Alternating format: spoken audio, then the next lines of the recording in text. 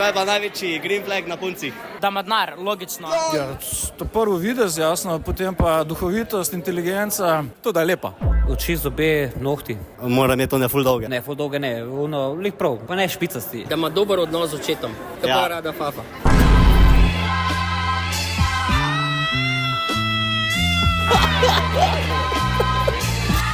Da ima diplomo, fakulteto, magisterij, da hodi na fitness, da skrbi zase.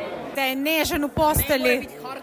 Tudi samozavest, ampak ne pretirana. Green flag, da je sproščena, da je to, kar je to, da ne obsoja partnerja na podlagi izobrazbe, pa na podlagi njenih pariatov oziroma kaj druga družba pravi v tem modelu. Da je šalant in da se ful trudi. Da ima tatuje.